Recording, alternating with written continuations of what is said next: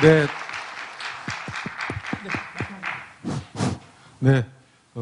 오늘 이와 같이 많이 봐주신 우리 내부 고객과 시민 여러분에게 법원을 대표해서 진심으로 감사를 드립니다. 사자성어에 우리가 청출어람, 후생가외라는 말이 있습니다. 선배가 뛰어난 후배 천재들을 볼 때 느끼는 그런 마음입니다. 오늘 강사가 바로 이 사자성어에 적합한 강사입니다. 제가 제3대 한국정보법학회 회장 직책을 수행할 때 총무이사로 저하고 인연이 이어져서 지금까지 정말 제가 후배 세대지만 진심으로 존경하는 강사입니다. 김상순 오늘 강사님은 이 인근에 있는 진주에서 한학을 하시는 아버님과 소설을 쓰시는 어머님 사이에 태어난 그 문제를 몸에 DNA로 타고난 분이시고 사법시험에 합격해서 지금은 방송통신위원회 위원장님 특별보좌관 서기관으로 근무하고 있고 오늘 강연을 잘 들어보시면 제가 왜 강사를 그토록 존경하는가 하는 점에 대해서 여러분이 느끼실 수가 있습니다. 제가 항상 강조하지만 아무리 디지털 시대고 SNS 시대라 그래도 생각 근육을 제가 키워야 된다 그랬죠. 생각 근육은 첫 번째, 다양한 분야의 책을 무수히 많이 읽고 독서를 하고 그 다음에 글을 적어야 됩니다. 하루에 몇 자씩이라도 스마트폰에 음성인식으로 적더라도 적어야 됩니다. 글짓기를 꾸준히 해야 됩니다. 세 번째, 마음을 텅 비우고 머리를 하루에 한 번씩 우주의 이치나 세상 돌아가는 이치에 대해서 명상을 해야 됩니다. 명상을. 사고 실험을 해야 됩니다. 책을 많이 읽고 글짓기를 하고 사고 실험을 하고 그 다음에 마지막으로 자기보다 뛰어난 고수들을 만나서 물어보고 토론하고 고수들, 무협지로 말하면 무림강호에 고수를 만나서 배워야 됩니다. 배우는 것은 절대 부끄러움이 아니고 나이의 선후배가 없습니다. 오늘 이 강연장에 오기 전에 정말 기쁜 소식을 카톡으로 들었습니다. 제가 대법원 법원도서관에 조사심의관으로 근무하던 97년도에 강봉수 도서관장님을 모시고 제가 일을 했는데 그분이 천재였습니다.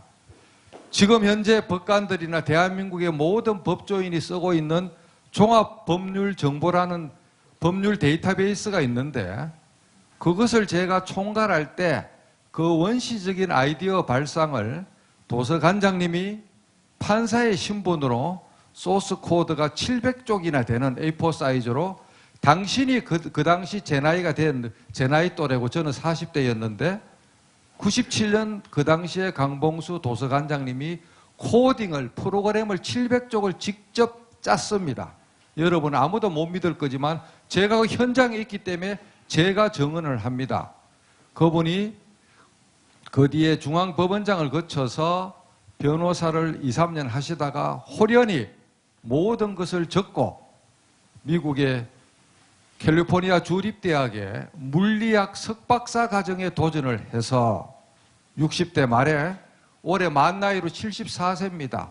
오늘 물리학 박사 디펜스가 통과돼서 5월 달에 물리학 박사를 획득하신다는 소식을 1시간 전에 제가 사무실에서 듣고 지금 내려왔습니다.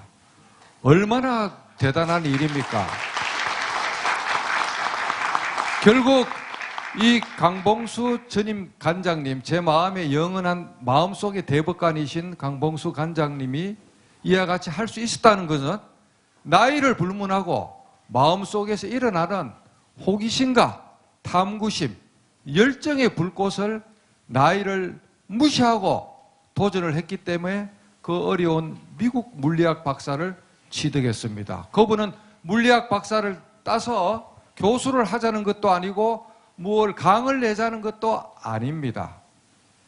당신의 평생 소원이 물리학을 공부하던 거였는데 어른들의 뜻으로 의해 법대에 와서 판사가 됐는데 자유인이 되었기 때문에 젊었을 때 꿈을 실현한다 그러셨어요.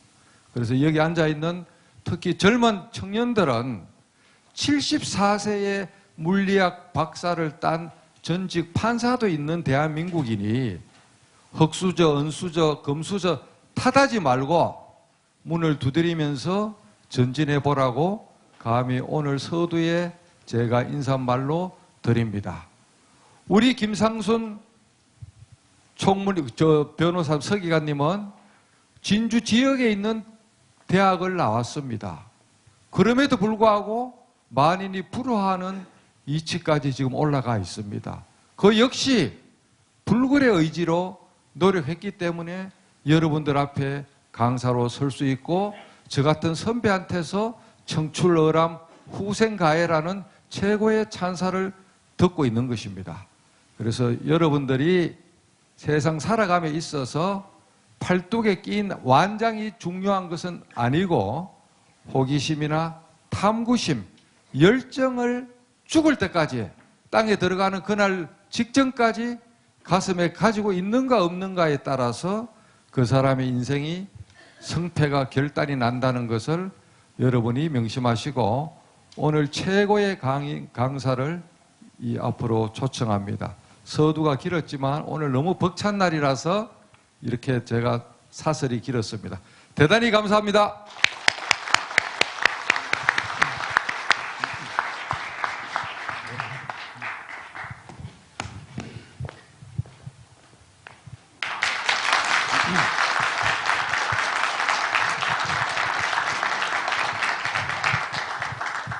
네, 방금 소개받은 김상순 변호사입니다. 지금 현직 법조계에서 가장 최고수이신 우리 강민구 원장님께서 만드신 이 스마트 코트 교양 과정은 서울에서도 굉장히 관심을 가지고 있습니다. 괜히 앞에 최고 교양 과정에 최고가 붙은 게 아니거든요. 그래서 이런 귀한 기회를 저한테 주신 점에 대해서 감사드리고 참여해 주신 분들 시간이 헛되지 않도록 제가 알고 있는 것들을 말씀을 드리고자 합니다. 딱딱한 내용은 아니니까 편하게 세상이 이렇게 바뀌고 있구나 하고 들으시면 될 것 같습니다. 기지개 한번 펴고 할까요? 네.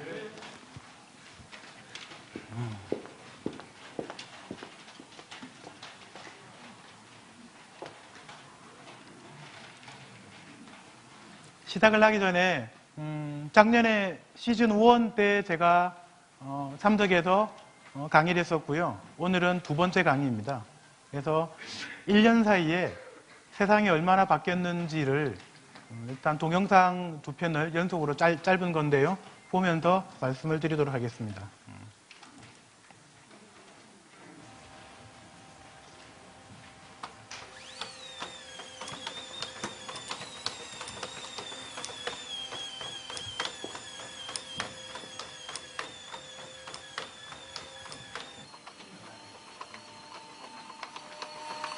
뒤에도 잘 보이시나요?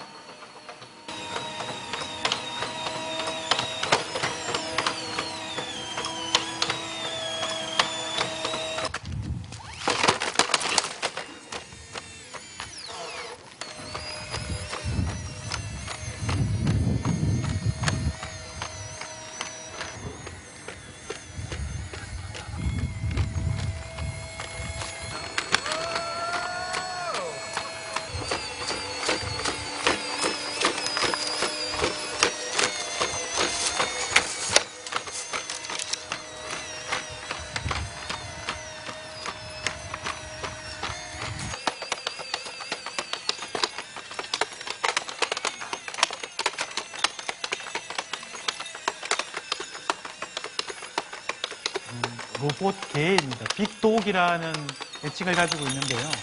글자 그대로 큰 개입니다.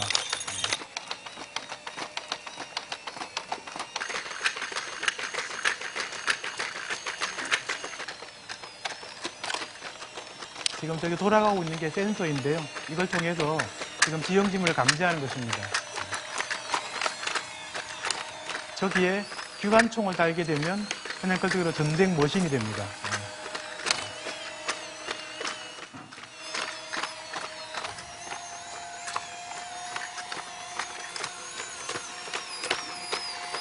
이 영상이 작년 이맘때쯤 나왔던 영상인데요. 물론 워낙 시끄러워서 전쟁터에 얘가 나오면 모터 소리 듣고 다 적군들 도망갈 거다, 뭐 그런 얘기도 있었습니다. 그런데 정작 이 영상을 보고서 사람들이 댓글을 뭐라고 달았냐면 잔인하다고 달았습니다. 그러니까 아까 발로 차는 영상 보셨죠? 그러니까 이 만든 사람들은 이 로봇이 얼마나 수평을 잘 잡는지를 얘기하고 싶었던 건데, 사람들은 이 로봇 개를 개로 인식한 겁니다. 그래서 왜 개를 차느냐는 거죠.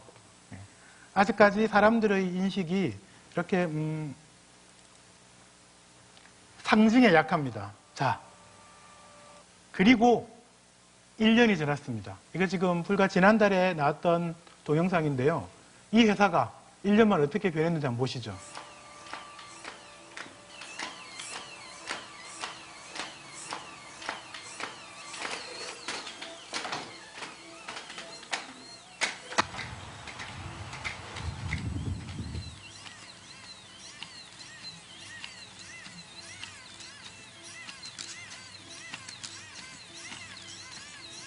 아틀라스라는 이름을 가진 미족 보행, 직립 보행하는 로봇입니다.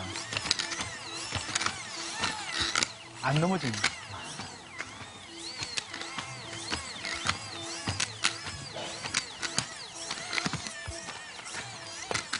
아유.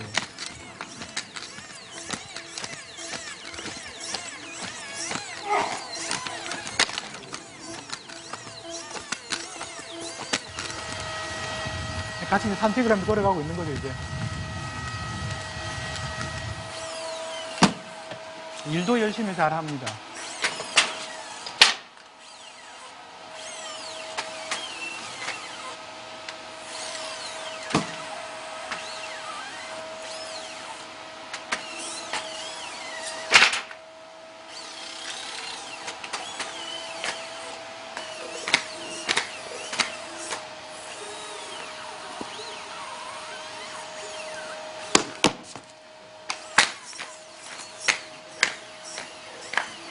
왜 꼭 영상을 이렇게 찍는지 모르겠는데 자꾸 로봇을 괴롭힙니다.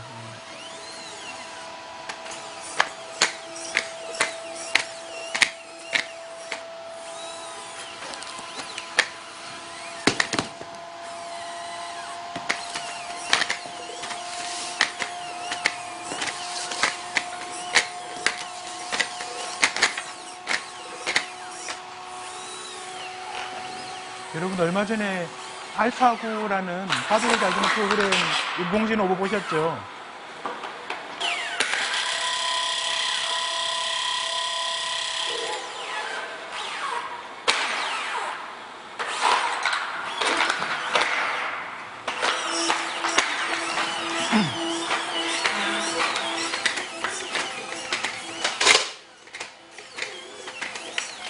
이 보스턴 다이나믹스라는 회사는 구글이 인수를 했다가 최근에 매각했습니다.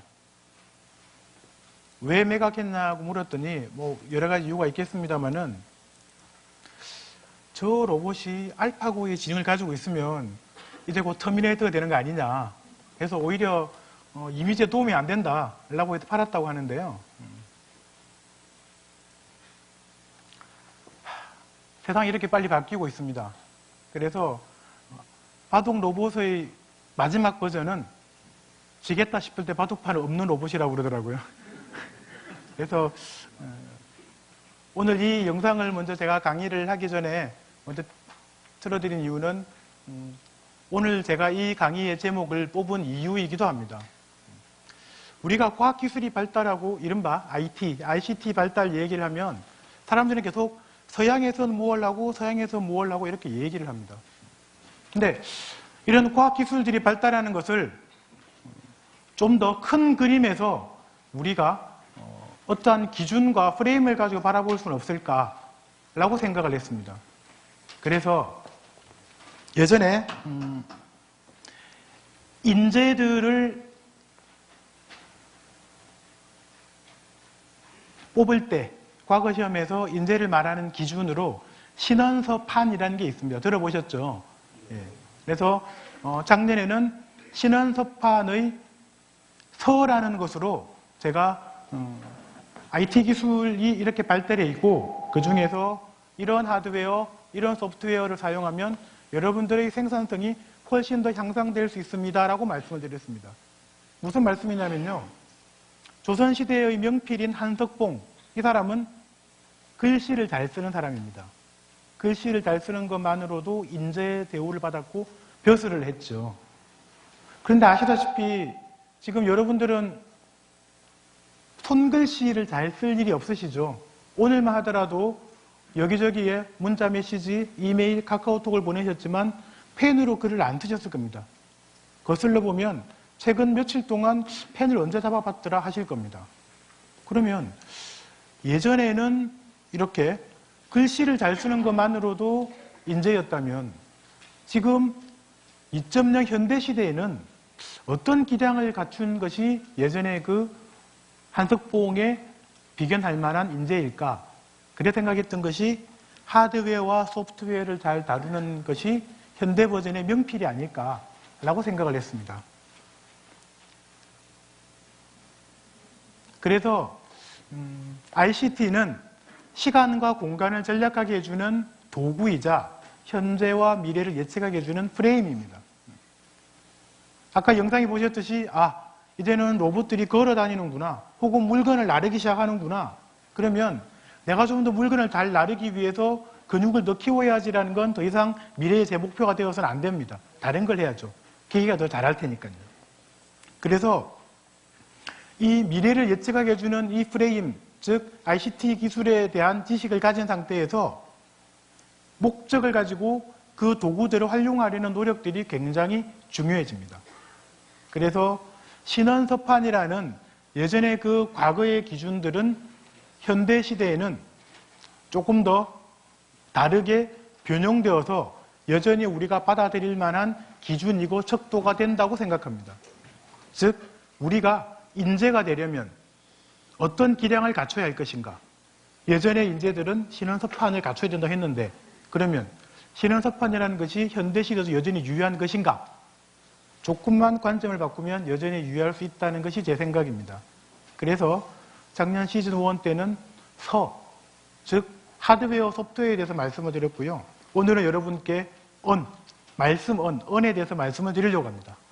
즉 과학기술의 발전, ICT의 발전이 말하고 듣고 보는 내용, 그 컨텐츠와 소통하는 방식, 소통하는 그 스타일에 대해서 변화를 일으키고 있다는 점을 여러분께 말씀드리려고 하는 것입니다.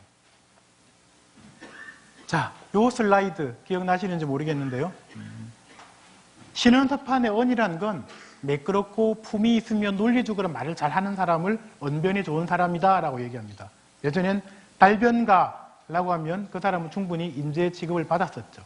그런데 요즘에는 9시 뉴스 앵커, 아나운서, 그 다음에 저널리스트, 수많은 미디어업에 종사하는 분들이 있죠. 예전처럼 단지 달변만 최고인 것이 아니라 그를 뒷받침할 수 있는 냉철한 판단력과 지식도 필요한 사회입니다. 그래서 제가 과거에 신원서판 1.0 시대의 언의 고수가 소크라테스나 연설을 잘했던 링컨이라고 한다면 이제 현대 시대에는 미디어에 종사하는 사람으로서 말을 잘한 것 그 이외에도 합리적인 판단력과 지식을 갖췄던 이건 뉴스룸이라는 이름의 미국 드라마에 나오는 윌 맥거보이라는 이 캐릭터를 현대 시대의 언에 관한 고수는 이런 사람이 아닐까라고 생각을 해봤습니다. 자, 그러면 보셨다시피 과학기술의 발전이 말하고 듣고 보는 내용의 변화를 일으키고 있다고 했는데요. 우리가 컨텐츠라고 얘기할 때는 보통 책, TV 등을 통해서 우리가 지식을 얻고 다른 사람이 어떻게 생각하는지를 배우게 됩니다. 그런데 과학기술이 발달하면서 여러분 전자책, 아직까지 전자책보다는 종이책이 더 익숙하실 텐데요. 가장 최근에 카카오 스토리나 페이스북 등을 통해서 책들은 기사들은 많이 보시지만 종이책 최근에 많이 보시나요? 지금 제가 변호사이기도 하니까요. 제가 속하는 법조계에서도 앞으로 과학기술이 발달하면 변호사는 어떻게 먹고 살지? 라는 얘기를 하고 있는데 마찬가지로 책 출판 시장에서도 책 시장이 끝난 거 아니야? 이렇게 IT가 발달하면 아무도 종이책을 안 보는 걸 이라고 지금 불안해하고 있습니다. 그래서 출판의 미래라는 어느 책에서는요. 이제 이 책이라는 게 단지 종이책에서 전자책으로 아날로그에서 디지털로 바뀌는 것만이 중요한 게 아니다. 궁극적으로는 종이를 파는, 종이에는 정보가 인쇄되어 있겠죠. 종이를 파는 컨테이너 비즈니스에서 정보와 지식을 파는 콘텐츠 비즈니스로 변화해야 된다라고 얘기했습니다. 그래서 전자책으로 포맷만 바뀐 것이 아니라 안에 무엇을 어떻게 담을 것인가, 종이책 시대에서 인쇄된 종이의 아날로그의 감성을 파는 것이 아니라 디지털 시대의 콘텐츠를 어떻게 담을 것인지를 고민해야 된다는 뜻입니다. 즉 이렇게 하지 않으면 이제 책 시장, 출판 시장은 더 이상 미래가 없다라고 이 분야의 시장에서도 경각심을 가지고 지금 두려워하고 있습니다. 물론 누군가들은 열정을 가지고 이 위기 상황을 타파해 가려고 열심히 노력을 하고 있기도 하지요. TV 시장은 어떻습니까? 지금 오늘은 방송사에서 촬영되고 계신데 지금 TV 시장은 끝났다고 말씀드려서 온 겁니다만은 물음표가 붙어 있으니까요. 단정적인 건 아닙니다. 자, TV 시장 끝났다는 얘기를 하는데요. 케이블 TV와 IPTV가 독점을 하고 있는 방송 콘텐츠 유통 시장에서 방송사 합작 플랫폼은 판도를 바꿔놓을 수 있다. 성공하면 한국판 넷플릭스가 탄생하는 격이다. 이게 무슨 얘기냐면요. 예전에는 사람들이 콘텐츠를 습득하는 유일한 통로가 TV였습니다. 그래서 TV는 콘텐츠 공급자로서의 역할을 톡톡히 했습니다. 뒤에 나오겠습니다만은 TV가 신문 얘기는 좀 이따 하죠. TV에서 얘기해줘야만 비로소 사람들이 관심을 끌게 되고 편성이 이루어져야만 비로소 사람들은 그 콘텐츠를 볼 수 있었죠. 그런데 지금은 굳이 TV를 통하지 않아도 콘텐츠를 볼 수 있는 수많은 길들이 열렸습니다. 지난주 특강 때 넷플릭스에 관한 얘기를 잠깐 들으셨을 텐데요. 뒤에 제가 OTT라는 이름으로 설명드리겠습니다만 TV가 아니어도 콘텐츠를 접할 수 있는 통로들이 점점 더 많이 늘었습니다. 그래서 TV 사업자들, 즉 방송 사업자들은 이제는 콘텐츠를 공급하는 게 문제가 아니라 플랫폼 비즈니스로서 좀 더 많은 콘텐츠들을 우리가 여전히 플랫폼으로서 보급하는 그런 식으로 우리의 위상을 바꿔야 되지 않을까라고 고민을 하기 시작했습니다. 지금 TV 시장도 지금 어떻게 앞으로 우리가 먹고 살아갈 것인가에 대해서 지금 무척 머리를 싸매고 고민하고 있습니다. 신문도 마찬가지입니다. 여러분들 지금 그래도 신문은 그나마 종이의 신문 열심히 읽으시죠? 안 읽으시나요? 고개를 절레절레 흔드시는데. 네, 물론 인터넷 포털을 통해서 신문을 읽으시기도 하시고 요즘에는 페이스북이나 카카오 스토리 등 SNS에서 지인들이 읽어보고 이거 좋아 라고 추천해 주는 것만 읽으시죠. 그래서 예전에는 신문 지면에서 일면 헤드라인에 뭐가 나오는지, 신문에 사진 어떻게 배치하는지, 어떤 기사가 3단의 가치가 있는지 5단의 가치가 있는지 등등 다 의미가 있었는데 지금은 다 카톡으로 보내준 링크 하나로 바뀌어버렸습니다. 그 가치가. 그래서 SNS를 통해서 유통되는 컨텐츠는 가치가 있는 컨텐츠, 그렇지 않은 컨텐츠는 이제 어떻게 알릴까 독자들에게 고민하는 것이죠. 그래서 TV 방송 사업자들만큼이나 신문 사업자들도 지금 발등에 불이 떨어졌습니다. 실은 불은 이미 오래전에 떨어졌고요. 지금 다양한 방향으로 생존을 모색하고 있습니다. 그 중에서 영국의 인디펜던트라는 신문이 있는데요. 그 신문이 3월 27일 몇 주 전에 더 이상 우리는 종이신문을 찍지 않겠다라고 종이신문 발행 중단을 선언했습니다. 마지막 신문의 마지막 멘트는 스탑 프레스였습니다. 그래서 우스갯소리로 종이신문은 과연 몇 년을 갈까? 제가 윤전기를 사본 적은 없는데요. 언론사에 있는 신문사에 있는 분한테 물어봤더니 윤전기, 우리도 신문 찍어내는 기계 있죠. 윤전기가 한 200억 내지 300억 정도 한답니다.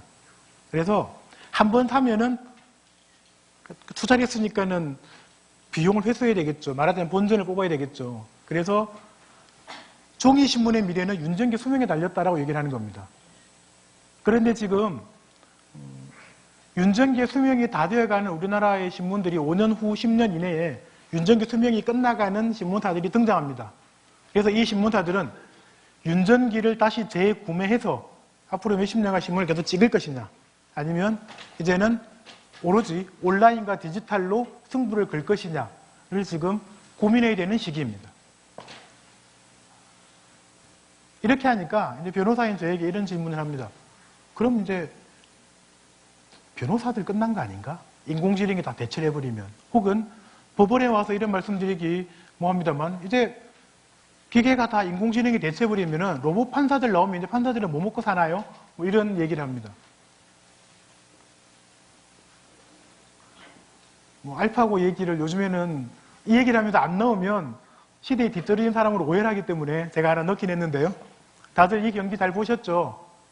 예, 저는 아직도 이 이세돌 구단의 이 패배의 충격에서 헤어나오지 못하고 있는데요. 정말 어마어마하게 세상이 바뀌었습니다. 요 사진은 제가 동그라미를 친 게 있는데 알파고에 관한 분석들은 많이 나오니까요. 여기 잠깐 쉬어가는 페이지로 요 사진 한번 보고 말씀을 드리죠. 로봇 판사 얘기를. 보통 바둑을 둔 흔적, 대국의 흔적을 기보라고 얘기합니다. 기보는요, 바둑판을 서로 마주보고 있지 않습니까? 그러면 제가 볼 때는 저쪽이 위가 되고 상대방이 볼 때는 이쪽이 위가 됩니다. 그래서 신문 같은 데 기보를 표기할 때는 항상 흑번을 지은 사람이 보는 걸 관점으로 표기합니다. 그래서 이 기보는 원래는 흑이 좌상에 놓였죠. 그러면 이 기보 여기에 놓여야 됩니다. 근데 이 모니터는 우리가 온라인에 보는 기보가 아니죠. 그냥 이 대신 놓아주는 아다황이라는 사람이 보기에 혹시 잘못 놓으면 안 되니까요. 최선을 위해서 이 방향이 바뀌어져 있습니다. 그래서 온라인 바둑 같은 거 두실 때는 흑번이면 이게 여기 와야 되는데 여기 와 있습니다. 혹시 이런 거 보면서 눈치채신 분들 있나요? 네. 자, 로봇 판사 얘기를 계속해 보겠습니다. 네. 인터넷을 막 뒤져봤는데 아직까지 로봇 판사에 대한 그림을 정말 예쁘게 그린 이미지가 아직 없는 것 같습니다. 그래서 혹자는 로봇이 대체할 수 없는 영역은 예술이다라고 얘기합니다. 그림을 그리거나 음악을 그리고 음악 작곡을 하거나 그림을 그리는 건 기계가 대체하지 못하니까 앞으로 기계가 대체하지 못할 직업인 화가와 작곡가라는 직업을 가져야 된다라고 얘기하는데요. 틀렸습니다. 지금 로봇이 작곡한 곡들이 인터넷에 검색해 보시면은 굉장히 많이 나오고 있고요. 어제 지금 이 슬라이드에는 담지 못했습니다만 어제 그제 인터넷에 달궜던 것이 로봇이 그린 렘브란트 그림이었습니다. 이제 기계가 음악과 미술의 영역마저도 이미 지금 가로챈 것 같습니다. 자, 그러면 로봇 판사는 가능할까요?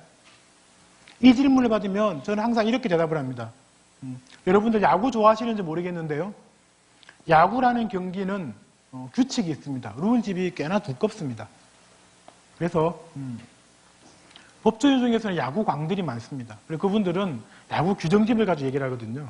그러면 우리가 흔히 보면서 스트라이크, 볼이라고 판정을 짓는 이 스트라이크 존이 야구 규정집에 이렇게 나와 있습니다. 영어로 막 적혀 있는데요. 설명하자면 어깨의 상단 부분과 유니폼 바지의 상단 부분의 중간 지점인 여기가 이 선이 스트라이크 존의 상단입니다. 그리고 하단은 타자의 무릎 하단 지점입니다. 그리고 폭은 이 홈플레이트죠. 즉 이렇게 아래와 위 그리고 이 홈플레이트 폭 여기가 공식적인 스트라이크 존입니다. 그러면 어깨의 상단이라는 게 이게 몇 센치 몇 미리 오차는 있을 수 있겠죠.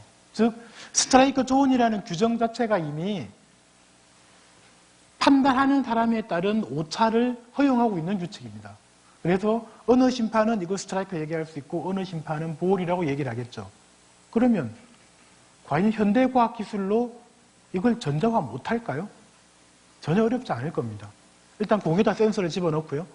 그 다음에 여기다가 빔을 쏘면 요 사이를 지나가 측정이 되겠죠. 여기도 운동선수도 어디 빔을 넣을 수 있죠. 센서를. 그러면 결국 기계가 완벽하게 스트라이크 조언을 심판보다 더 정확하게 분석해낼 수 있습니다. 포수 미처에도 센터를 박으면 이게 아무리 당겼다가 받아도 이게 스트라이크는 볼인지 알 수가 있죠.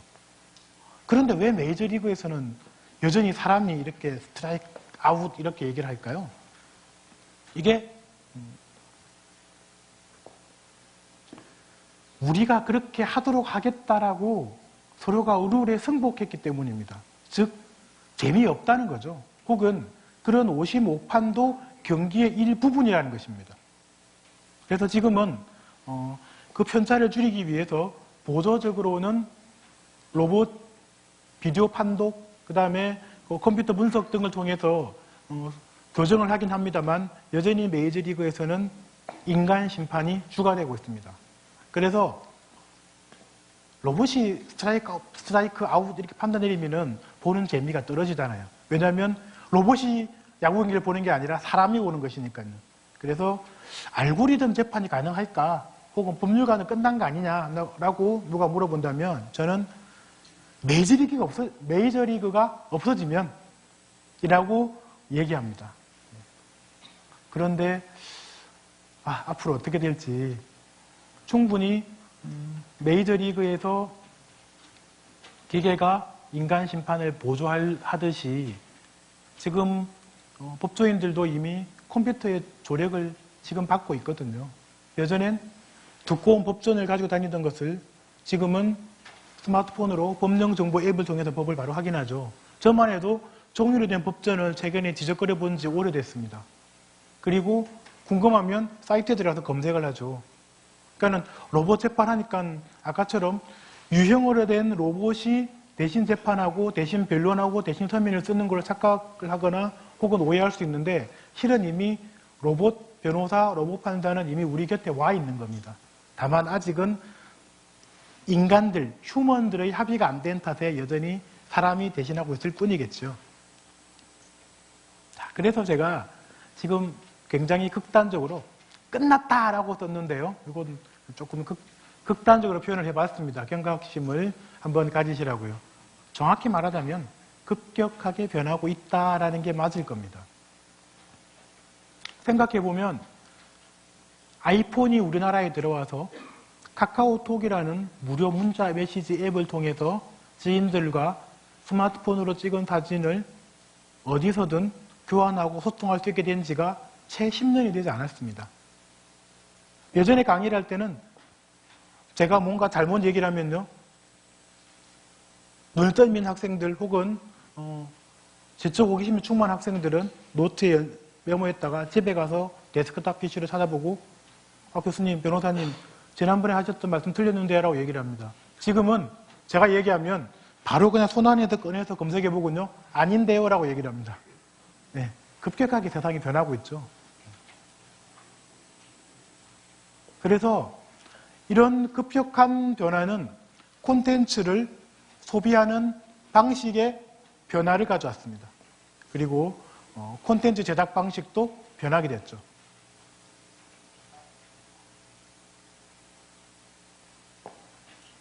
콘텐츠 소비 방식의 변화에 대해서 먼저 말씀을 드리겠습니다. 이게 신원서판 중에 언에 관한 얘기입니다. 콘텐츠를 소비한다는 것이요. 결국은 미디어에 관한 콘텐츠를 소비하는 건 우리는 시청이라고 부릅니다. 그러면 미디어의 시청에 안에서 최근에 좀 더 사람들의 입에 오르내리고 귀에 익숙한 단어들이 스낵 컬처, 코드 커팅, 빈지 워칭이라는 단어가 있습니다. 이 단어들이 요즘의 콘텐츠 소비의 달라진 문화를 대변하는 용어들입니다. 젊은 분들은 이미 들어보신 것 같아 고개를 끄덕거리고 있는 것 같고요. 그 다음에 다들 어느 정도 들어보신 눈치인데요. 그래도 제가 설명을 드리겠습니다. 물론 비실시간으로 콘텐츠를 소비하는 비디오 온 디맨드의 VOD는 익숙하시죠? 따지고 보면 VOD로 무언가를 시청했다라는 것 자체가 이미 예전과는 달라진 콘텐츠 시청 패턴을 말하는 것이기도 합니다. 먼저 스낵컬처라는 것에 대해서 말씀을 드려보겠습니다. 스낵컬처의 스낵은 글자 우리가 과자를 먹을 때 스낵을 먹는다 할 때 그 스낵입니다. 컬처는 문화죠. 그러면 스낵을 먹는 문화, 이게 뭘까요? 즉 콘텐츠를 집에서 TV나 데스크탑 PC로 보는 것이 아니라 모바일에서 소비하기 시작했습니다. 사람들이. 그래서 스마트폰이나 태블릿처럼 휴대하기 편한 디지털 기기를 통해서 과자를 먹듯이 스낵을 먹듯이 시간과 장소에 구애받지 않고 10분, 15분 내외로 간편하게 즐기는 문화 콘텐츠 혹은 이렇게 콘텐츠를 시청하는 분위기, 흐름, 패턴을 스낵컬처라고 부릅니다. 그래서 아직도 우리는 드라마라고 하면 TV 수상기, 브라운관에서 나오는 배우들의 그리고 저녁 드라마, 수목 드라마라고 우리가 머릿속에 박힌 걸 드라마를 생각하는데요. 이제는 웹 드라마, 웹 소설, 웹툰, 모바일 영화, 동영상 클립으로 주로 시청하는 컨텐츠들의 외양이 바뀌고 있습니다. 즉 드라마를 똑같이 기승전결의 스토리텔링의 영상물입니다만 이걸 인터넷을 통해서 볼 수 있는 거죠. 이 웹 드라마는 TV에 나왔던 적은 없지만 TV에서 보는 것과 똑같은 구조입니다. 그리고 아까 종이책은 어떻게 할 것인가라고 말씀드렸는데요. 이제는 소설을 들고 다니면서 읽는 것이 아니라 그냥 웹에 접속해서 읽습니다. 이번 회차를 보고요. 궁금하면 다시 좀 더 결제를 하고는 다음 회차를 읽게 됩니다. 웹툰도 마찬가지입니다. 웹툰은 카툰에 웹을 합한 건데요. 온라인에서 보는 만화라는 뜻입니다. 지금은 웹툰 전문 앱이나 회사들도 많이 늘어나고 있고요. 그래서 언제 어디서나 만화를 보죠. 지금도 전철안에서 웹툰이나 웹소설을 읽는 사람들을 굉장히 많이 볼 수 있습니다. 그리고 이제 영화도 스마트폰으로 영화를 찍어서 스마트폰으로 볼 수 있게 만듭니다. 굳이 영화를 보기 위해서 극장에 가지 않는다는 거죠. 아까 제가 끝났다의 책, TV, 신문 들어갔는데 굳이 따지면 앞으로 CGV는 어떻게 될 것인가 등 영화는 끝났다라는 챕터를 넣어야 될지도 모르겠습니다. 그리고 앞에서 제가 잠깐 보시면 우리 클립이라는 단어가 있는데요. 문방용품의 클립이기도 합니다만 1분 이내에 짧은 영상 조각 단편들을 클립이라고 부릅니다. 보통 동영상 클립이라고 하는데요. 영화를 볼 때 영화 예고편 짧은 영상 아시죠? 그런 거 동영상 클립이라고 부릅니다. 예전엔 1시간짜리 드라마를 진득하니 수요일, 목요일 밤을 기다려서 보고 혹은 그렇게 몇 주, 몇 달을 기다렸었는데요. 지금은 사람들이 1시간씩이나 그걸 진득하니 보고 있지 않습니다. 그냥 궁금한 거죠. 그래, 쟤들이 지금 키스를 한다는 거야, 만다는 거야? 혹은 걔들이 다음 주에 헤어져 말어. 이것만 궁금한 거죠. 그래서 아예 사람들이 소비하기 좋게 원래는 1시간짜리 영상인데 이걸 잘게 쪼개어서 소비를 하기 시작합니다. 그걸 동영상 클립이라고 그럽니다. 기성세대들은 그게 과연 그 영상을 봤다고 할 수 있나 싶지만 지금 젊은 사람들은 그냥 그렇게 짧게 어디서나 꺼내어서 잠깐 기다리는 동안 동영상 클립 하나 보고 가다가 또 하나 보고 이렇게 컨텐츠를 소비하고 있습니다. 그래서 짧은 시간에 이 컨텐츠를 소비할 수 있도록 점점 더 흥미를 유발할 수 있게 고민하게 되죠. 여기 보시다시피 뭐 72초 드라마, 물론 꼭 72초가 아니라 좀 더 뭐 긴 것도 있긴 합니다만, 이 짧은 분량 내에 기승전결을 넣고 갈등을 넣고 카타르시스를 다 집어넣습니다. 점점 더 타겟팅이 정교해진다는 뜻이기도 합니다. 그래서 사람들이 모바일을 통해서 이동하면서 시청할 수 있게 되면서부터 콘텐츠도 그에 맞추어서 제작됩니다. 예를 들면 신문도 아침에 출근해서 쫙 펼치고 커피 한 잔과 함께 신문을 볼 수 있는 시간이 없죠. 요즘의 젊은 세대들. 그럼 어떡하죠? 모바일로 휙휙휙 넘기고 맙니다. 심지어는 한 면 통째에 거다란 A4 용지 한두 장짜리의 장문인 기사를 두 줄, 세 줄로 요약을 해서 보내주죠. 그게 이른바 요즘에 유행하는 카드 뉴스라는 겁니다. 그래서 짧은 시간 내에 당신의 시간을 많이 쓰지 마라. 내가 핵심만 전달해 주겠다. 예전엔 A4 용지 두 장, 세 장짜리를 읽고서 5줄, 10줄로 요약하는 게 능력이었다면 지금은 10줄로 아예 처음부터 요약을 해서 주는 겁니다. 이 부분에 대해서는 뭐 요즘같이 바쁜 시대에 얼마나 좋냐라고 얘기를 합니다만 거꾸로 도대체 나의 생각으로 나의 신념과 나의 의지, 나의 지식 체계로 이 기사를 읽고서 분석해서 받아들여야 되는데 누군가가 다 도와해 놓은 걸 보는 게 무슨 의미가 있냐라고 오히려 이게 지금 적절하거나 바람직하지 못하다라고 하는 그런 반대하는 분위기도 있긴 합니다. 여긴 TV에서 모 예능 프로그램에서 손발을 맞췄던 이분들이 이거 뭐 무슨 작년 얘기이긴 합니다만 TV에는 나오지 않은 상태에서 처음부터 온라인에서 포털에서 이들의 예능 프로그램을 방영한 겁니다. TV에는 갖가지 뭐 광고 규제라든지 뭐 비속어를 쓰지 말라든지 이런 규제가 있는데 웹에서는 아직까지 그런 규제가 없거든요. 이걸 방송위원들이 보기 애매해서요. 그래서 아무런 구애를 받지 않고 정말 제대로 당신들이 원하는 걸 즐겁게 해주겠다라고 포방한 이 웹 예능이라는 것이 한때 인기를 끌었습니다. 지금도 계속 이러한 콘텐츠들은 제작되고 있습니다. 이것들은 다 달라진 콘텐츠 소비 환경 때문에 그렇습니다.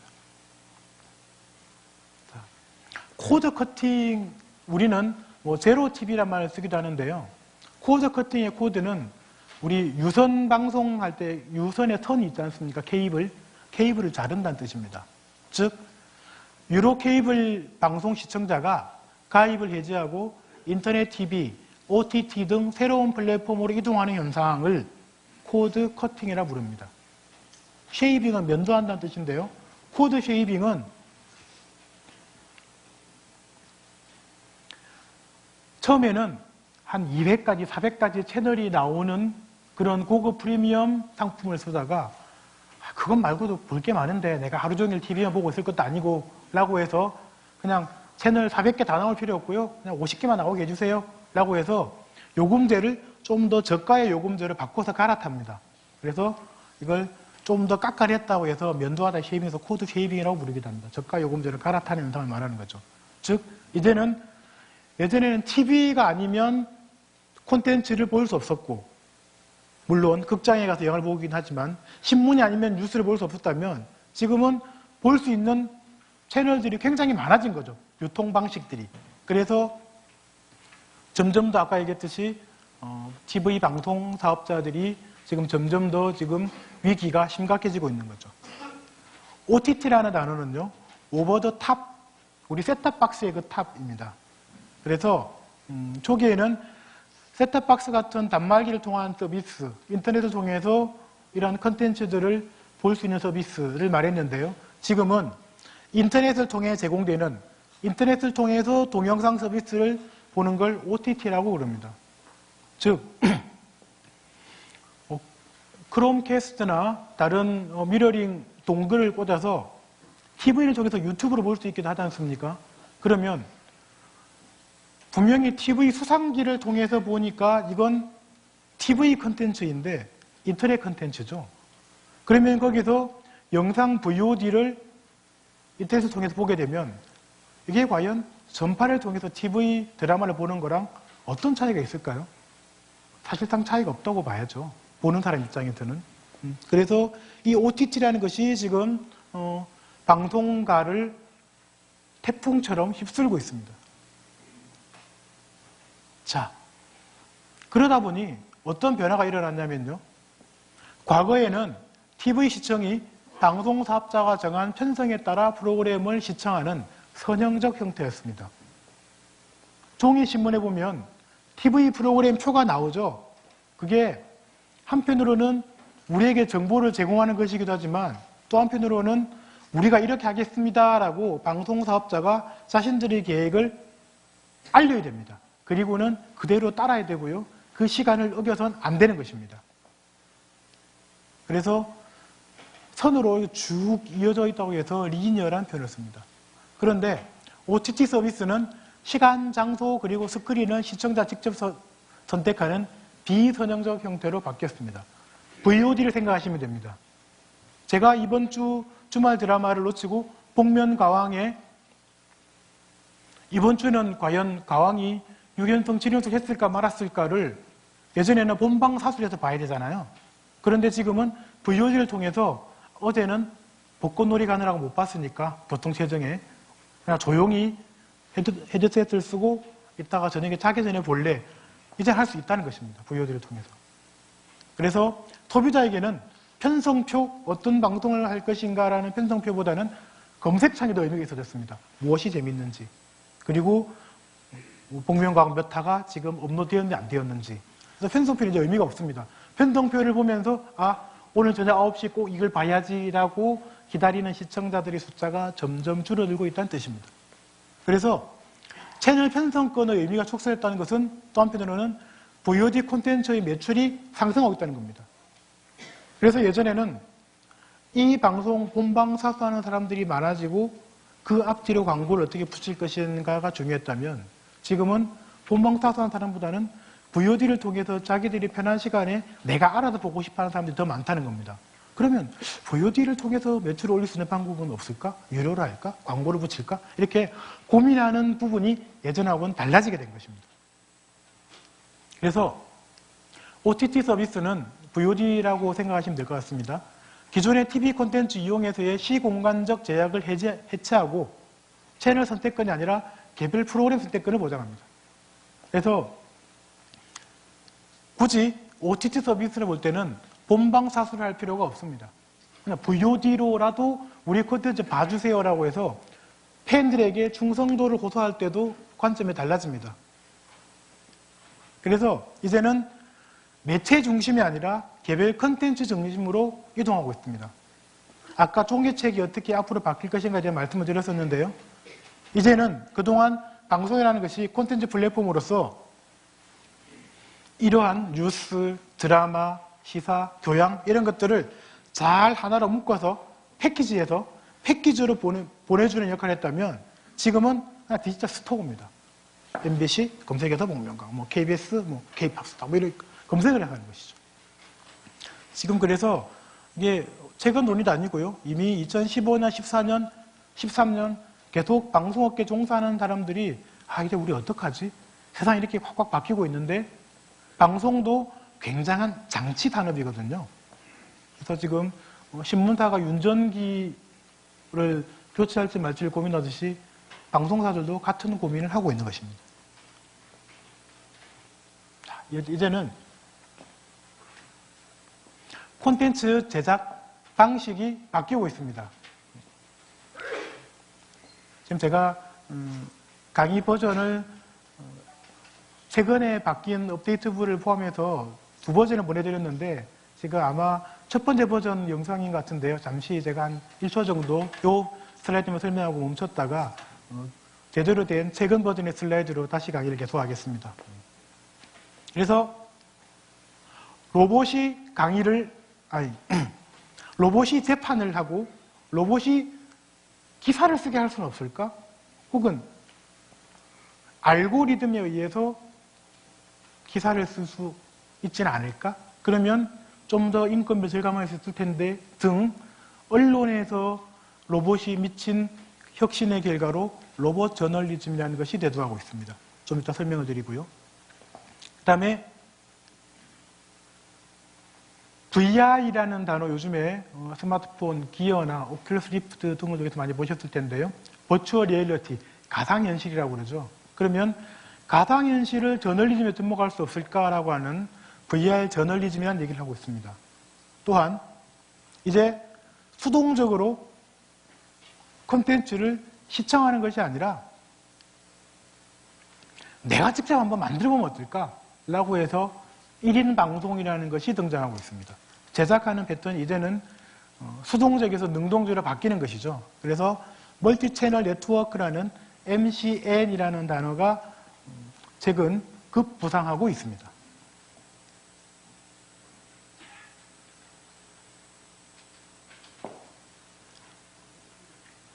네, 잠시 한 1분만 지금 슬라이드가 잘못 업로드된 것 같은데요. 요거를 교체하도록 하겠습니다. 담당자분 잠깐 와주시겠어요? 네.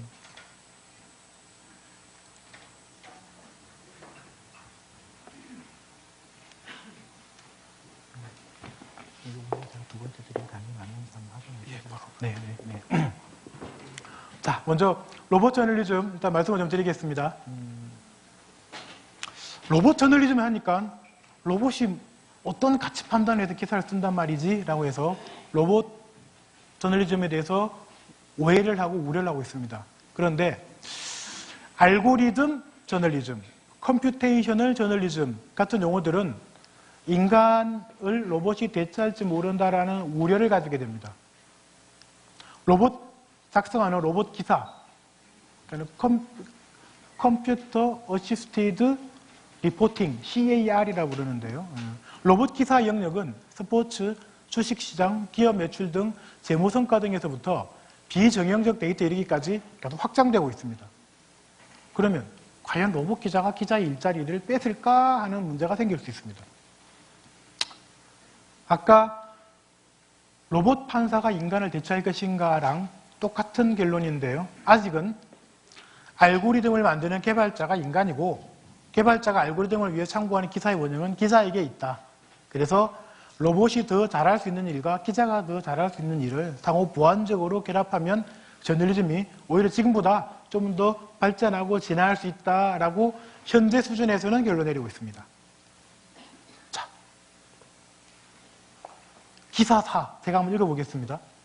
두산은 6일 야구에 관한 기사입니다. 6일 열린 홈 경기에서 LG를 5대4 1점 차로 간신히 꺾으며 안방에서 승리했다. 두산은 리퍼트를 선발로 등판시켰고 LG는 임종호가 나섰다. 쭉쭉쭉 나오고요. 한편 오늘 두산에게 패한 LG는 7연패를 기록하며 투령에 빠졌다. 자, 또 다른 기사 한번 보겠습니다. 프로야구 하나의 초반 상승세를 이끄는 안영명이 4월 최우 투수의 영광을 차지했습니다. 시즌 초반 불펜 투수 활약하다 선발 투수로 모집 변경을 한 안영명은 블라블라블라 1.69를 기록했습니다. 자, 읽으시는데 전혀 지장이 없으시죠? 이 둘 중에서 한 기사는 로봇이 썼습니다. 자, 한번 손을 한번 들어보기로 할까요? 로봇이 기사 4를 썼다. 손 한번 들어보시죠. 네, 거의 별로 안 드시네요. 네, 좋습니다. 한 번은 들어주셔야 됩니다. 기사 5를 로봇이 썼다. 손 한번 들어보실래요? 아, 예. 기사 4를 로봇이 썼습니다. 그래서 이걸 현직 기자들에게 설문을 했더니 지금처럼 여러분들처럼 기사 4를 로봇이 썼다고 생각을 못했습니다. 그래서 데이터를 주고 적당한 문법을 주면서 이럴 땐 이렇게 쓰라라고 알고리즘을 짜주면 그냥 경기가 끝나자마자 이렇게 쓰는 겁니다. 작년, 재작년만 하더라도 로봇이 쓰는 기사는 예를 들어 속보였습니다. 그냥 지진계에서 갑자기 강한 지진파가 검출이 되면 그러면 빨리 진도 5.0의 지진이 어딘가 일어났다라고 속보로 바로 나오게 하는 거죠. 그거는 기계가 잘할 수 있습니다. 근데 이걸 이제 기계가 이렇게 하고 있는 거죠. 지금 여러분들이 열심히 댓글 달면서 이 기사 대단하다라고 했을 때 그 기사가 실은 로봇일 수도 있는 겁니다.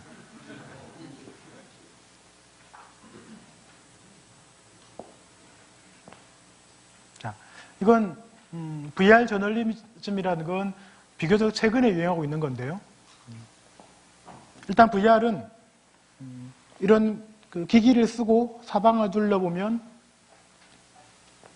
보통은 이 사각형의 프레임 속에 모든 게 담기게 됩니다. 지금 카메라가 저를 찍고 있으시면요. 이 사각형이 브라운관에 제가 나오죠. 그러면 예를 들어 카메라가 제 상반신을 비추고 있으면 제가 지금 당연히 구두를 신고 있습니다만 슬리퍼를 신고 강의를 하더라도 시청자들은 알 수가 없습니다. 왜냐하면 카메라 밑으로 내려오지 않으니까요. 그런데 VR 저널리즘, VR 뉴스 혹은 360도 영상을 찍으면요. 찍는 사람은 저를 봐주길 원하는데 보는 사람들은 저를 보는 게 아니라 저쪽에 있는 태극기를 지금 보고 있는 거죠. 그러면 제가 태극기 쪽으로 다가가서 시청자들의 시선 속에서 얘기를 하고 있으면 이제 시청자들이 이렇게 돌려서 이제 뒤를 보거나 위를 봐버립니다. 열심히 플래카드를 보고 있는 거죠. 이게 지금 전쟁의 폐허 속에서 한 어린이가 전쟁에 참상에 대해서 얘기를 하고 있습니다. 이걸 다루고 있죠. 그럼 예전에는 딱요 사각형만 보였습니다. 그런데 이 영상은 모니터를 내려보면 여기 밑에 이 잔재들이 사방을 둘러싸고 펼쳐져 있습니다. 그래서 마치 그 폭파된 폐허 현장에 있는 듯한 느낌을 주죠. 그리고 자막으로 내용이 나오고요.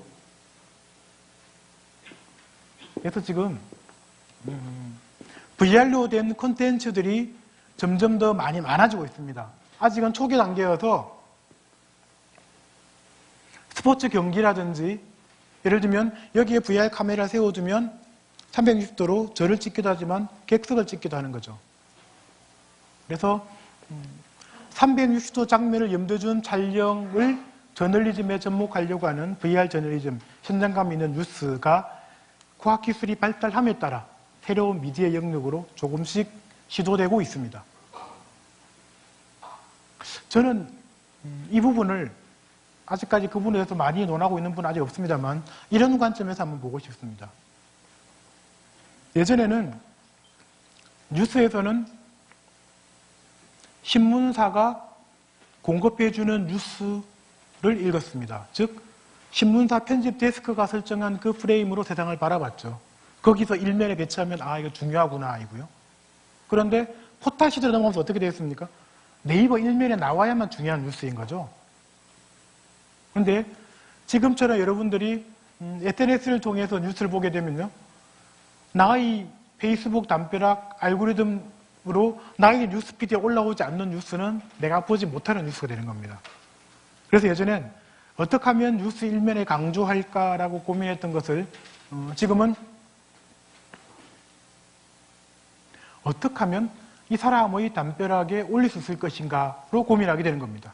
그래서 미디어 프레임의 주도권이 예전에는 공급하는 사람에게 있었다면 SNS 시대에는 소비자에게 있습니다.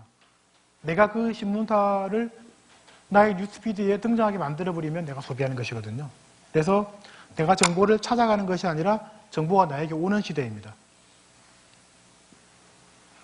그래서 360 VR 저널리즘이 도입되면 이제는 보여주는 뉴스가 아니라 내가 보고 싶은 뉴스를 보게 됩니다.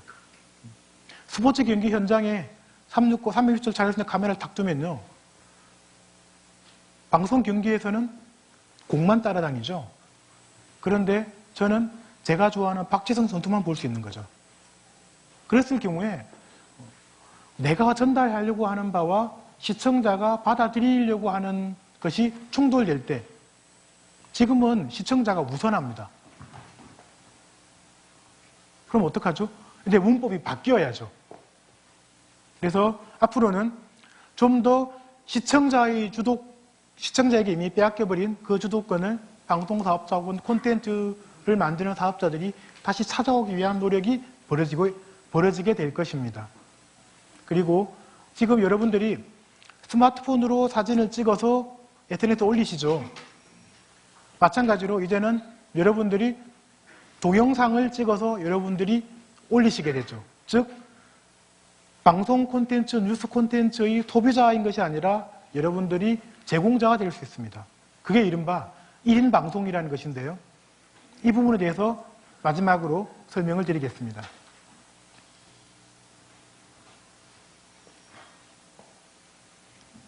이 기사는 저도 설마 로봇이 이렇게 잘 썼을까 생각이 들었는데 결국 저도 틀렸었습니다. 자,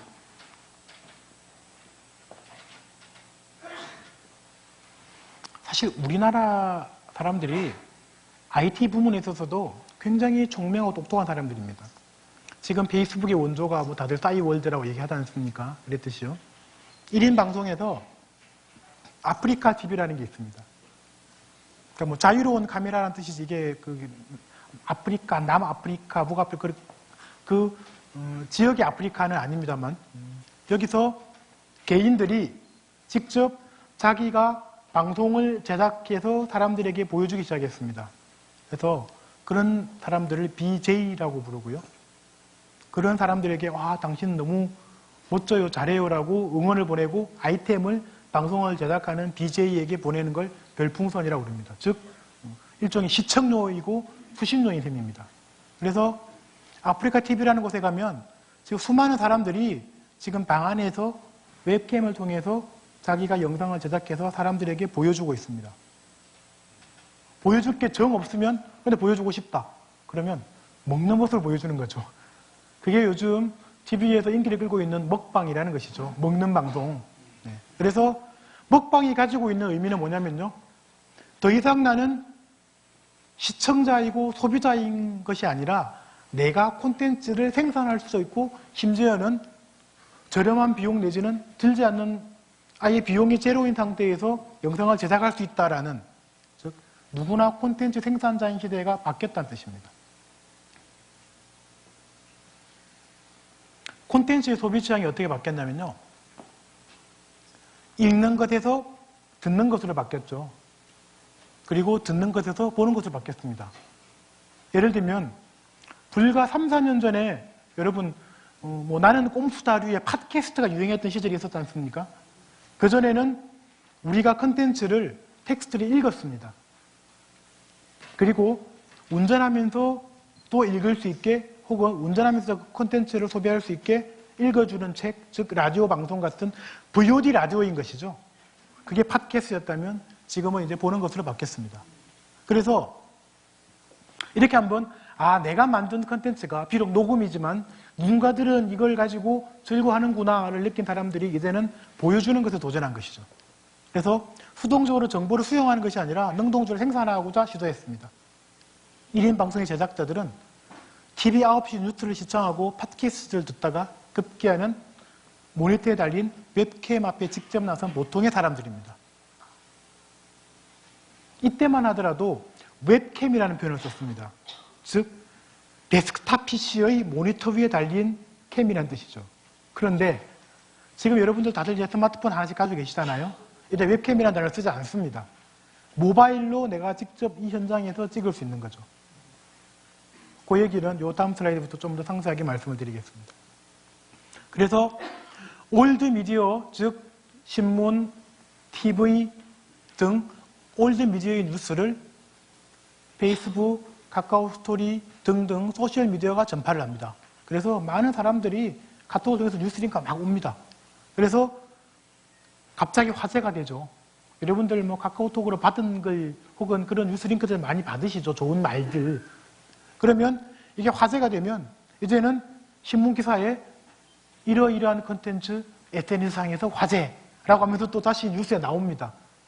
그러면 그 뉴스링크가 다시 또 카카오톡이나 페이스북에서 돕니다. 그래서 계속 뉴스 확대 재생산에서 소셜미디어가 중요한 역할을 하죠. 그리고 이 소셜미디어는 여러분들 개개인들이 다 n분의 1, 1000분의 1, 만분의 1씩의 기여도를 가지고 있습니다. 그런데 다들 각자 100분의 1, 100만분의 1씩의 기여도를 가지고 있으면 정보들이 너무 많죠. 그러면 난립하는 정보들 속에서 사람들은 도대체 누구 말을 듣지? 지금 예를 들면 부산지방법원에 우리 강민 원장님은 굉장히 파워 유저시거든요. 소셜미디어에서도. 그러면 다른 사람이 보내준 글은 그런가? 그럴 수도 있나? 그런데 원장이 보내주신 글은 다시 정독하게 되죠. 신뢰할 수 있으니까요. 그래서 난립하는 정보 시대에는 공신력이라는 게 굉장히 중요합니다. 누가 말을 하느냐. 그래서 믿을 수 있는 지위에 가진 분들이 영향력을 다시 획득하고 있고요. 역으로 신문, TV에 나왔던 얘기들이라면 난립하는 정보 속에서 다시 가치를 가지는, 즉 역설적으로 올드 미디어의 권위가 재조명되는 그런 구조가 되고 있습니다. 아까 제가 아프리카 TV 말씀을 드렸는데요. 2014년 8월, 재작년이죠. 아마존이 1조 원의 트위치라는 회사를 인수했습니다. 이 회사는요,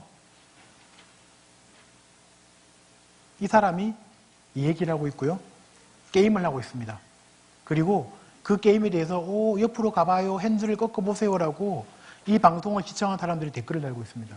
즉, 아까 먹방이 내가 다른 컨텐츠를 생산할 수 없지만 내가 먹는 것도 컨텐츠일 수 있다고 말씀을 드렸죠. 이제는 내가 게임을 하고 있는 이 장면조차도 누군가들에게 컨텐츠가 되는 거죠.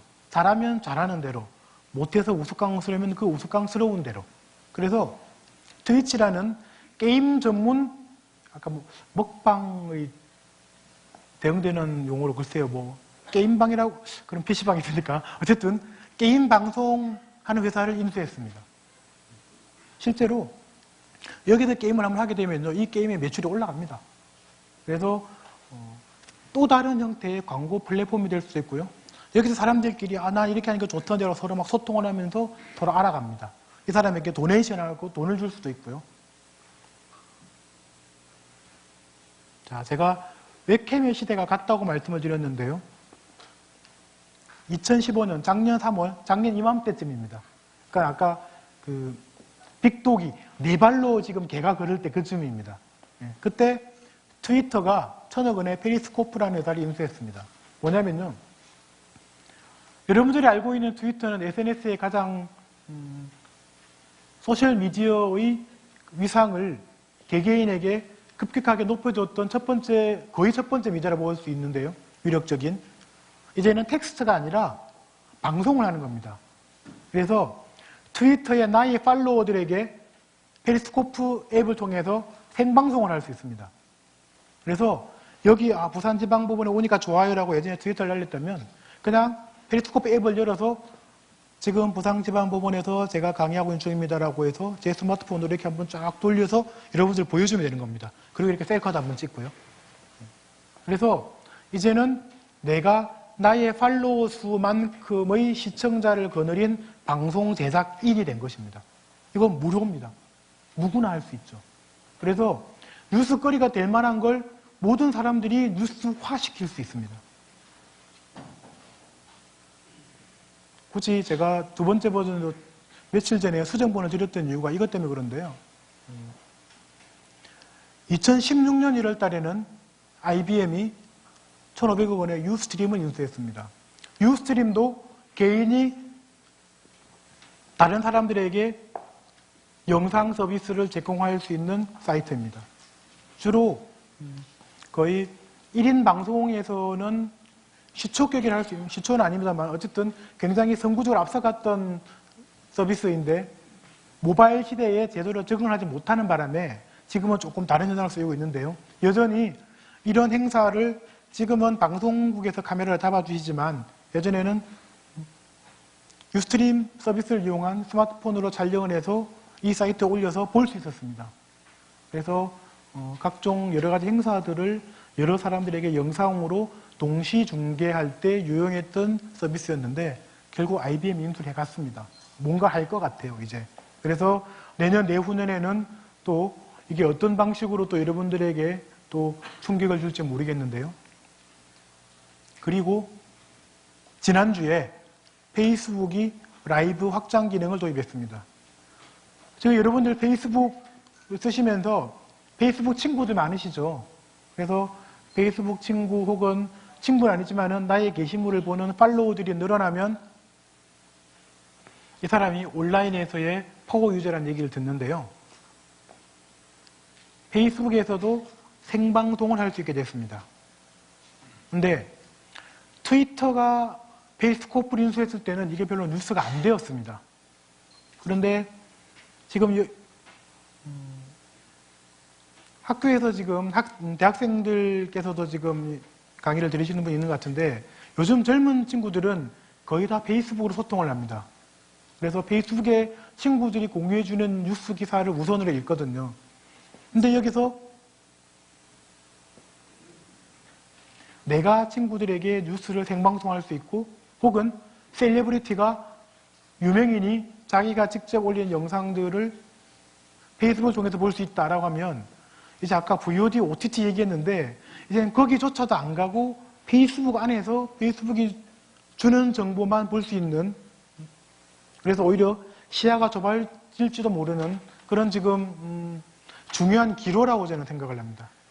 그래서 향후 그룹이나 이벤트를 통해서 방송 시청 누가 볼 것인지를 선택할 수 있다고 하는데요. 여기서 물론 정보의 격차 문제 생길 수 있겠죠. 어쨌든 페이스북이라는 소셜미디어가 이제는 텍스트, 사진 이외에 동영상, 방송 기능을 통해서 더 많은 사람들을 이 플랫폼 위로 끌어들이고 있고 다른 올드 미디어들도 여기에 동참을 하고 있으면서 지금 미디어 환경은 급격히 변하고 있습니다.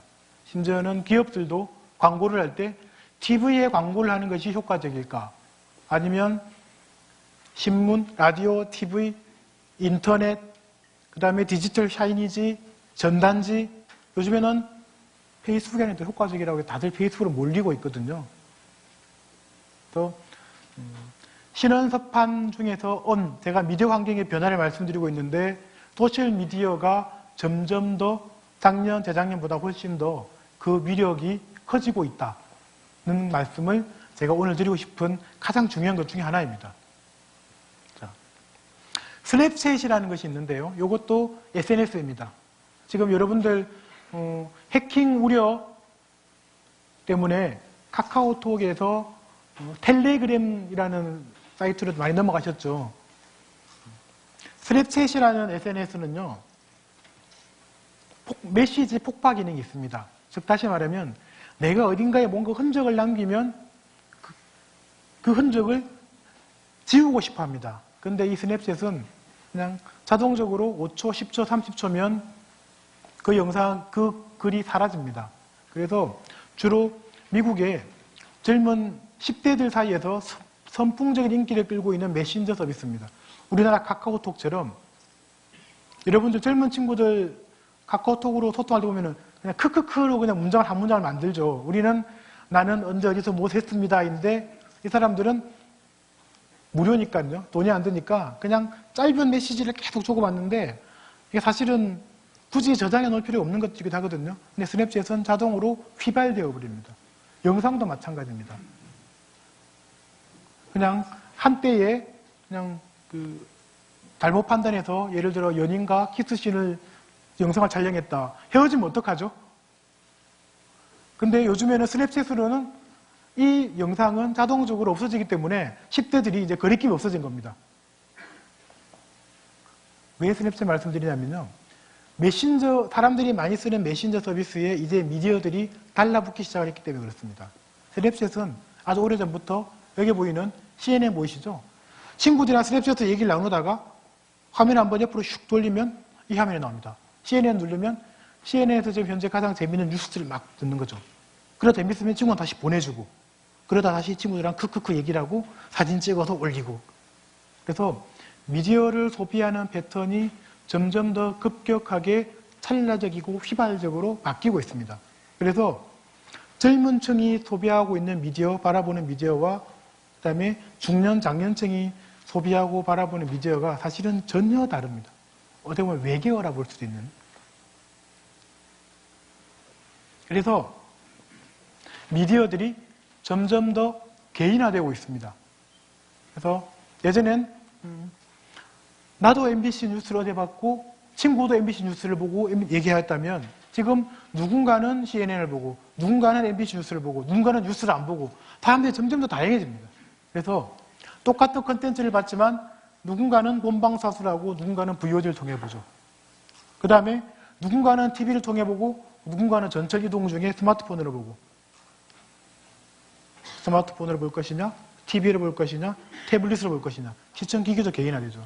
내용도 누군가는 풀버전을 다 보고 누군가는 아까 말씀드렸던 동영상 클립으로 요약된 부분만을 보죠. 그래서 똑같은 컨텐츠를 봤는데도 서로가 기억하고 있는 게 다 다릅니다. 그런데 따지고 보면 모든 사람들이 똑같은 컨텐츠를 봤다고 해서 실은 똑같은 기억을 남길 필요도 없던 것이었던 거죠.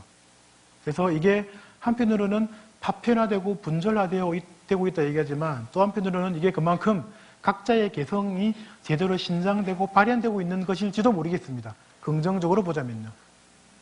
그래서 이 1인 방송이라는 것은 결국은 개개인의 영향력의 크기가 증대되고 있습니다.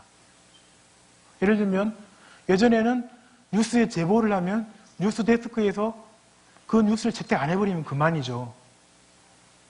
그런데 가다가 예를 들어 경찰차가 주차 금지 구역에 주차를 하고 있다. 그럼 그거 제가 영상으로 찍어서 그냥 방송해보면 어떻게 되죠? 그냥 그 자체만으로 그냥 뉴스의 위력을 가지게 됩니다.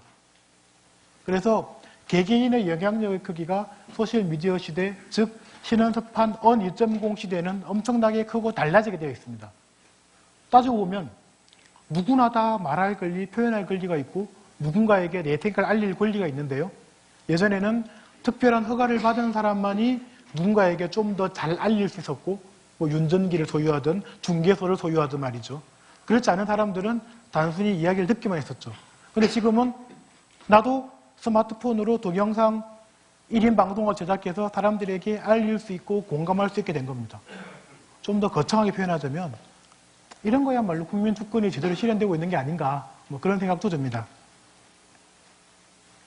그래서 과학기술의 발전이 콘텐츠를 바꾸고 있고요. 내가 가지고 있는, 내가 들은 혹은 내가 생산한 이 콘텐츠를 다른 사람들과 소통하고 있는 방식이 굳이 다른 사람들 혹은 예전의 올드 미디어들의 힘을 빌리지 않아도 내 스스로 할 수 있습니다. 즉 내용에도 방식에도 커다란 변화가 일어나고 있습니다. 이게 지금 현재입니다. 그래서 굳이 제가 신원섭한 2.0이라는 예전에 그 중요한 잣대를 가지고 현재를 다시 한번 검증하고 고찰해보자면요. 신원섭판의 서 2.0이 현재의 기술이라면 언 2.0은 현재의 소통체계, 즉 미디어라고 할 수 있습니다. 그래서 옛날에는 글씨를 잘 쓰든 허우대가 부척 장신돼서 장군감이 신체를 가지고 있든 말을 잘하든 즉 하나만 가지고 있으면 이 사람 인재였습니다. 근데 이제는 요즘에는 젊은 친구들 다들 180 넘고 다들 예쁘고 다들 말 잘하고 다들 컴퓨터 잘 다룹니다. 그러면 어떤 사람들이 인재고 우리는 어떤 사람이 되려고 노력해야 되는 걸까요? 이런 문제가 생깁니다. 즉 여기에 학부형들도 많으실 텐데 그럼 도대체 내 애는 어떻게 키워야 돼? 이런 생각 드시지 않습니까? 그래서 현재의 인재는 신원섭판 중의 하나 또는 그 이상의 특성을 가지고 있습니다. 미래는 어떻게 될까요? 이 네 가지가 모두 융합될 것입니다. 그 중에서도 부산지법의 스마트코트가 계속 강조하고 있는 ICT 과학기술의 발달에 대해서 계속 관심을 가지고 어떻게 변하고 있는지를 놓치지 마셔야 되고요. 그 다음에 우리가 다른 사람들과 소통할 수 있는 이 컨텐츠들을 담는 그릇 혹은 소통하는 방식들이 어떻게 바뀌는지를 잘 이해하고 있으셔야 됩니다. 그래야 다음 세대에는 혹은 내년, 내후년에 내가 어떻게 할지를 우리가 예측하고 그에 맞춰서 행동할 수 있습니다. 비단 나뿐만 아니라 나의 후배, 나의 자녀들을 위해서라도 우리가 계속 과학기술의 발달과 그 과학기술의 발달이 우리 일상생활을 어떻게 바꾸는지 또 앞으로 어떻게 바꿀 것인지를 끊임없이 고민해야 됩니다. 그게 제가 신원섭판이라는 예전의 기준을 가지고 현대를 재해석해 보려는 이유이기도 합니다. 부족한 제 강의를 끝까지 경청해 주셔서 감사합니다.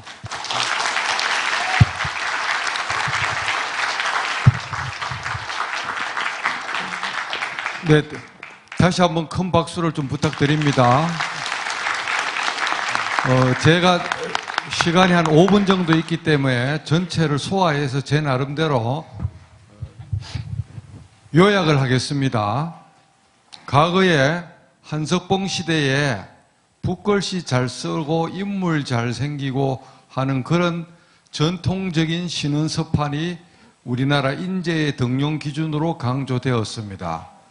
그러나 지금 21세기 정보화 시대에 있어서는 그런 여러분이 잘 아시지만 아래 한글에 궁서체 딱 선택하면 한석봉보다 더 글을 잘 출력할 수 있습니다. 색깔까지 입혀서.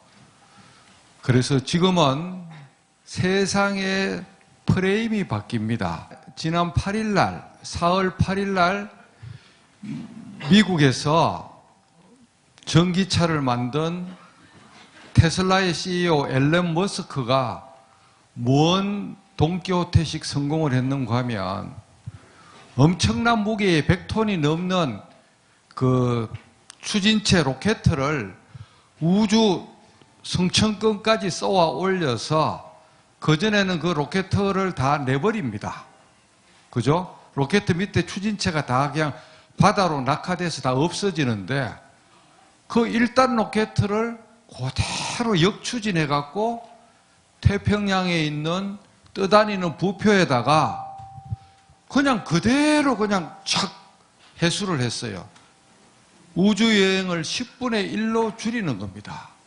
결국 이게 창의적인 신원서판 2.0 내지 3.0의 전형적인 모습인데 우리의 미래의 아이들은 이제 암기로 성산을 걸 수도 없고 의학으로 성산을 걸 수도 없습니다. 의학 앞으로 3년에서 7년 안에 전 세계적인 규모로 동시 통역사가 다 집으로 갑니다. 내가 몇 번 강조했지만 저걸 틀 때까지 한번 실제 해보겠습니다. 다시 한번 해볼게요. 당신과 내일 샌프란시스코에서 커피를 한잔 할 수 있나요? Can I drink coffee in San Francisco tomorrow with you?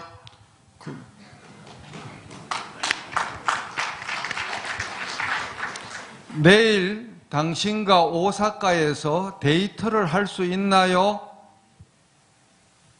明日はあなたと大阪でデータをすることができますか? 완벽합니다. 세계 100개국 언어랑. 그죠? 50페이지까지 1초 만에 번역을 하는 세상에 와 있습니다.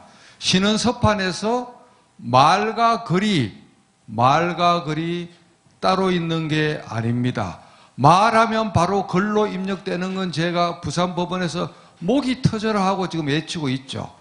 손가락으로 여기서 전화를 걸 필요도 없고 카톡을 보낼 필요도 없고 바로 말로 하면 카톡도 가고 문자도 되고 전화도 걸립니다.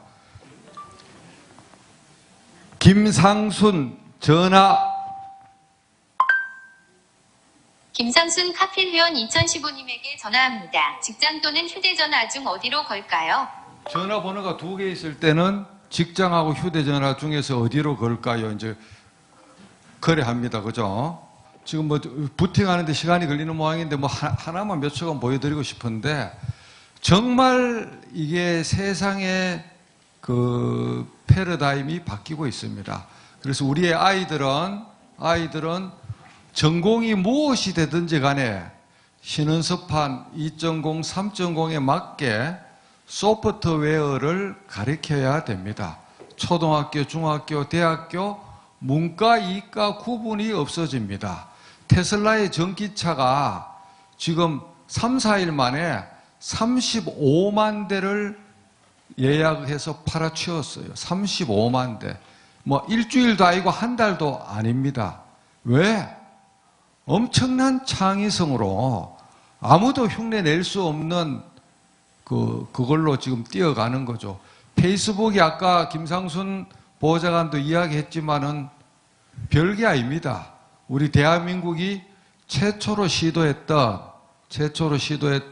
I love school, 싸이월드 아이디어를 가지고 가서 영어라는 단어로 세계를 움직이는 한글이 아닌 영어라는 국제 공용어를 가지고 자기네 대학교에서 친구들끼리 농담 따먹기 시작한 조그마한 스타트업이고, 구글도 98년도에 차고에서 레이리 페이지하고 세르버이 그린이라는 천재 학생 두 사람이 시작한 스타트업 회사인데 얼마 전에 알파고로 전 세계를 놀래게 했죠.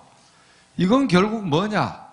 우리가 아이리버라는 MP3도 세계 최초로 만들었는데 거기에 대한 특허도 가지고 있었는데, 그것을 어느 날 스티브 잡스가 아이리버 MP3 플레이어에다가 전화기를 넣어봐 하고 엔지니어들한테 지시를 했고, 우리 아이리버 회사에서는 찍는 족족 팔렸으니까 전화기 넣을 필요 없이 그냥 우리는 이거 팔면 된다고 그랬던 거예요. 그죠? 연결됐어요? 자, 이걸 한번 보십시오. 몇 초 안 되는 건데 얼마나 놀라운 건지. 예.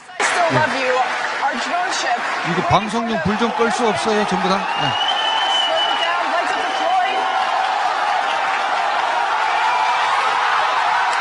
저게 100톤이 넘는 발사체입니다. 떠다니는 부표 위에 역추진으로, 자, 처음부터 다시 한번 보다. 다시 한번 보세요. 처음부터. 자.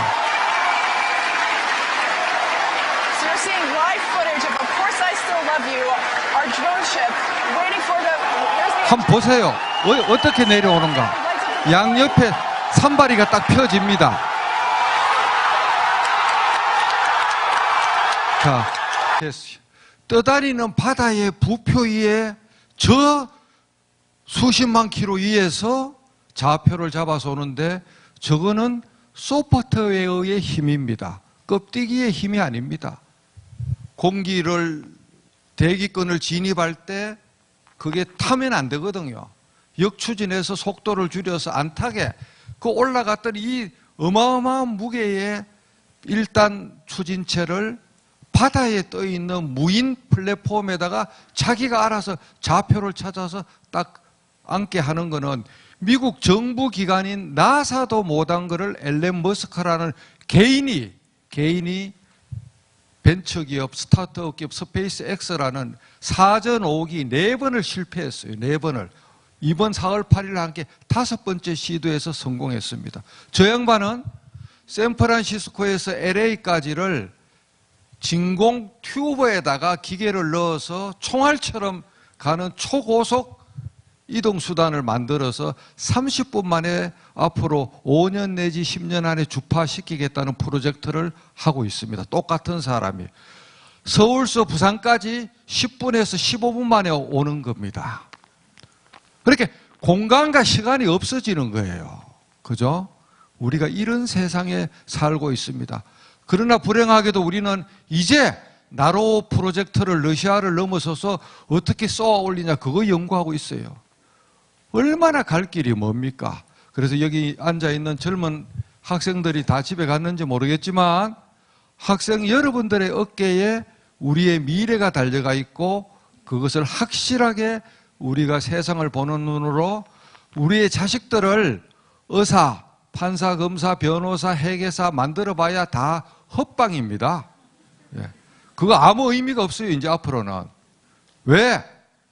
이게 슈퍼컴퓨터입니다. 펜티엄이 처음 나왔을 때 CPU의 65배의 성능입니다. 여러분, 이거는 전화기나 카톡 기계가 아닙니다. 여러분이 몸속에 컴퓨터를 들고 다니는 겁니다. 그죠? 그래서 정말 여러분들이 각성해야 되고 그런 눈으로 세상을 바라봐야 됩니다. 너무 시간이 오래됐는데 제가 사설이 길었지만은 오늘 강사가 강조하고 싶었던 것은 마지막에 스냅챗도 이야기하고 여러 유틸리티도 앱을 이야기했는데 저도 오늘 처음 듣는 게 많아서 전부 다 실시간으로 구글로 검색해서 에버노트에 저장을 시켰습니다. 그래서 여러분들도 73세에 이르는 강봉수 전 서울중앙법원장님, 제가 존경하는 마음속의 대법관이신 강봉수 관장님이 73세에 미국에서 7년 만에 물리학 박사학위를 오늘 땄듯이 우리 마음속의 열정과 호기심과 탐구심의 불꽃을 부디 끄지 마시고 전진하기를 부탁드립니다. 제가 한국 나이로 60입니다, 지금. 근데 젊은 사람들이 저한테 거꾸로 배워요. 젊은 사람들이 저를 가르쳐야 되는데 얼마나 거꾸로 됐습니까? 그죠? 여러분 모두 앞으로 남은 5강, 6강, 13강까지 정말 앞으로 또 더 기가 막힌 강연들이 계속 이어집니다. 꼬리에 꼬리를 무는 영어처럼 꼬리에 꼬리를 무는 강연. 여러분 감사합니다.